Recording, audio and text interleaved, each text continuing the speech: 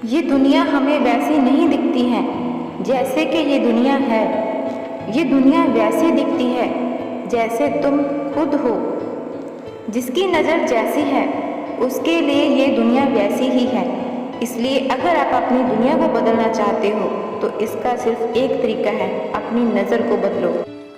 ये कहानी एक साधु और एक बड़े नेता की है। उम्मीद करती हूँ ये मोटिवेशनल स्टोरी आपको ज़रूर पसंद आएगी।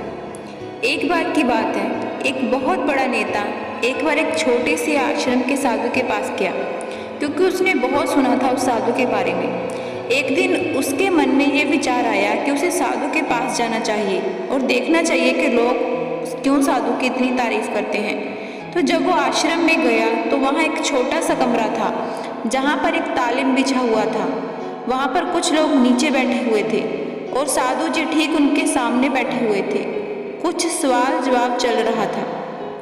जैसे ही वो नेता अंदर गया अपने 4 बॉडीगार्ड के साथ, तो किसी ने उसे इतना भाव नहीं दिया, क्योंकि उसकी आदत थी कि वह जहाँ भी जाता लोग अपनी जगह से खड़े हो जाते थे, उसकी तरफ देखते थे, हाथ जोड़कर नमस्कार करते थे, अपना सर झुकाते थे। लेकिन यहाँ पर ऐसा कुछ भी नहीं हुआ।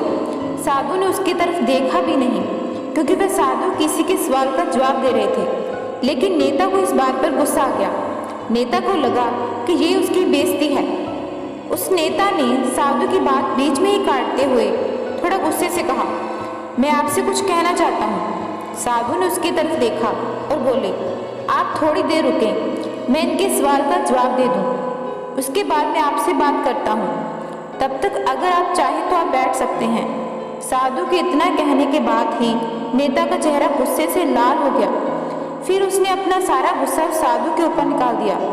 अभी तक वह नेता बहुत सम्मान से साधु से बात कर रहा था, लेकिन अब वह उससे बहुत बदतमीजी से बात करने लगा। नेता ने उस साधु को कहा, तुझे पता भी है मैं कौन हूँ? तू किससे बात कर रहा है? साधु ने उसकी तरफ देखा और कहा, मुझे इससे कोई फर्क नहीं पड़ता कि आप कौन हैं, लेकिन आप जो कोई भी हैं, अगर आप चाहते हैं कि मैं आपके सवालों के जवाब दूं या आपसे बात करूं, तो आपको कुछ देर रुकना होगा। साधु के ये कहते ही नेता गुस्से से पागल हो गया। वह उसके सामने चीखने चिल्लाने लगा, अब मैं तुझे तेरी असली औकात दिखाऊंगा। तूने मुझसे पंगा लेके ठीक नहीं किया। तुझे पता है मैं तेरे बारे में क्या सोचता हूँ? साधु ने उसकी तरफ देखा और बड़े ही प्रेम से कहा, मुझे इससे कोई फर्क नहीं पड़ता कि आप मेरे बारे में क्या सोचते हैं। आप जो चाहे मेरे बारे में सोच सकते हैं। फिर उस नेता ने कहा, तू चाहे सुनना चाहता है या नहीं, लेकिन मैं तुझे बताऊंगा यही सबके सामने कि मैं तेरे बारे में क्या सोचता हूँ। तू एक बहुत ही घटिया इंसान है। तू कोई साधु नहीं है, तू ढोंगी है, पखंडी है। यहाँ तो जितने भी लोग बैठे हुए हैं, तू सबको बेवकूफ़ बना रहा है। तेरा बस एक ही मकसद है, इन लोगों के पास जितना भी पैसा है वह सब तेरे पास आ जाए। तू अपने फ़ायदे के लिए इन लोगों का इस्तेमाल कर रहा है। अब मैं तुझे नहीं छोड़ने वाला, तेरा पर्दाफाश करके रहूँगा पूरी दुनिया के सामने। नेता के इतना बोलने के बाद उस साधु के मुंह में हल्की सी मुस्कान बनी रही। ये देखकर वह नेता गुस्से में आ गया और कहा, अब बहुत हुआ, अब मैं यहाँ 1 मिनट भी नहीं रुकूंगा। लेकिन अभी भी तेरे पास मौका है। अगर मुझसे माफ़ी मांगनी है या कुछ कहना है तो कह सकते हो। इतना कुछ कहने के बाद भी साधु बिल्कुल शांत रहा। उसके चेहरे पर एक मुस्कान थी। उन्होंने अपनी आंखें बंद कर ली। फिर साधु ने जब अपनी आंखें खोली, हाथ जोड़े और कहा, मुझे आपसे कोई गिला शिकवा नहीं है। मेरे मन में आपके लिए कोई गलत ख्याल नहीं है। जो भी आपने मेरे बारे में कहा वह आपकी अपनी सोच है, इसलिए मुझे आप में कोई बुराई नज़र नहीं आती। मुझे आप एक बहुत ही भले इंसान लगते हो। साधु के इतना कहते ही नेताजी का दिमाग 7वें आसमान तक पहुंच गया। उनके चेहरे पर एक अजीब सी खुशी थी, क्योंकि उस साधु ने वही कहा जो बाकी लोग उस नेता के बारे में कहते थे। वे खुशी खुशी आश्रम से अपने घर की ओर चला गया। जाकर अपने पिताजी के सामने बैठ गया। उसके पिताजी की आंखें बंद थी, वे ध्यान में थे। पूरी जिंदगी उन्होंने लोगों की सेवा करी और बदले में कुछ भी एक्सपेक्ट नहीं किया।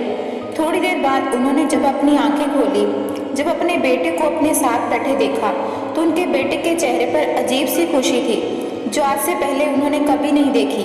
फिर उसने अपने पिताजी को सारी घटना बताई। उसके पिताजी ने पूरी बात सुनी तो थोड़ा सा मुस्कुराए और अपने बेटे को देखकर बोले, उन्होंने तुम्हारी तारीफ नहीं करी, क्योंकि उन्होंने वो नहीं कहा जो तुम हो, उन्होंने वो कहा जो वे खुद हैं। और तुमने जो भी उनसे कहा वो नहीं कहा जो वो हैं, बल्कि तुमने वो कहा जो तुम खुद हो। यही बात तो वेदों में कही गई है, यथा दृष्टि तथा सृष्टि। ये दुनिया हमें वैसी नहीं दिखती है जैसे कि ये दुनिया है, ये दुनिया हमें वैसी दिखती है जैसे कि हम खुद हैं।